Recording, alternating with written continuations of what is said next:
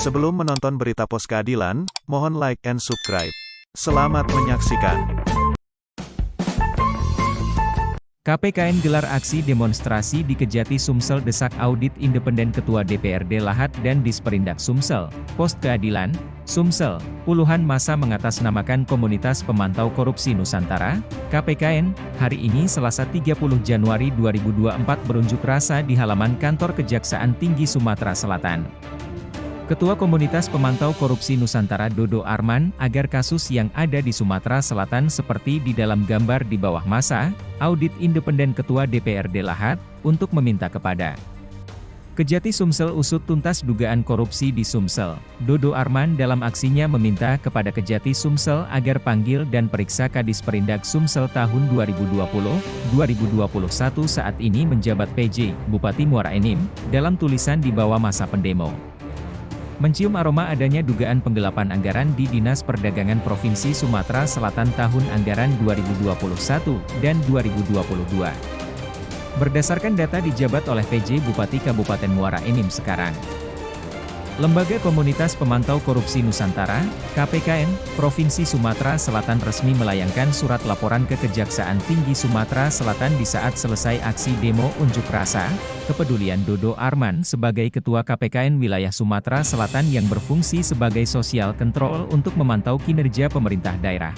Dalam memantau penggunaan anggaran APBD dan APBN, tepat sasaran dan manfaatnya, dibuktikan dengan mengirimkan labdu ke Kejaksaan Tinggi Sumatera Selatan serta tembusan surat ke Dinas Perdagangan Provinsi Sumatera Selatan dengan nomor LP 06201 KPK N 2024 dan LP 07401 KPKN 2924 Selasa 30 Januari 2024.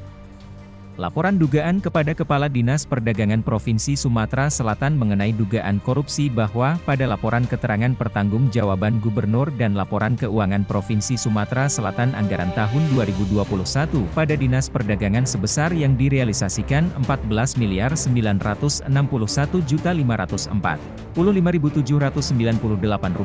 95,71%.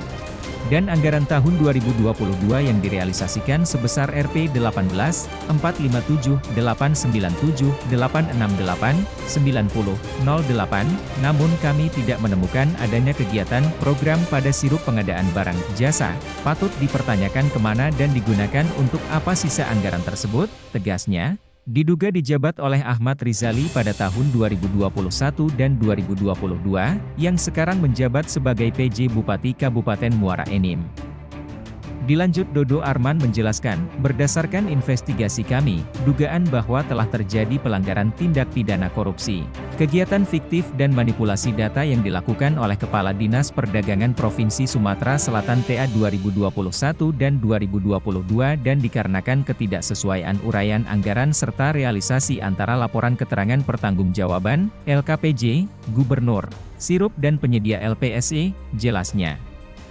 Menurutnya, kepada Kepala Dinas Perdagangan Provinsi Sumatera Selatan mengenai dugaan pelanggaran UU ITE Pasal 32 Ayat 1 sedih setiap orang dengan sengaja dan tanpa hak atau melawan hukum dengan cara apapun mengubah, menambah, mengurangi, melakukan transmisi, merusak, menghilangkan, memindahkan, menyembunyikan suatu informasi elektronik dan atau dokumen elektronik milik orang lain atau milik publik. Pasal 48 Ayat 1. Setiap orang yang memenuhi unsur sebagaimana dimaksud dalam Pasal 32 Ayat 1, dipidana dengan pidana penjara 8 tahun dan atau denda paling banyak Rp2 miliar. Rp2 miliar, bertempat di Kejaksaan Tinggi Sumatera Selatan. Dalam acara demo aksi Dodo Arman menambahkan sebelum melayangkan labdu sudah dilayangkan surat konfirmasi dan klarifikasi tetapi tidak ada tanggapan dan balasan baik secara tertulis kepada kami, dalam waktu yang ditentukan, katanya. Dalam laporannya, KPKN telah melengkapi bukti awal dan estimasi kerugian negara dalam dugaan anggaran tersebut. Lewat bukti awal tersebut, semoga Bapak Kepala Kejaksaan Tinggi Sumatera Selatan dan jajarannya bisa meneliti dan menelaah laporan kami tersebut. Imbu 2, kami berharap laporan itu bisa ditindaklanjuti dan diungkapkan secara terang benderang, pungkasnya.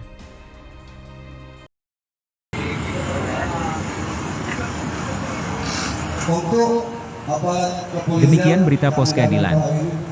Wartawan Bambang melaporkan. Terima kasih telah menonton berita Pos Keadilan, jangan lupa like and subscribe dahulu. Kunjungi www.poskeadilan.com.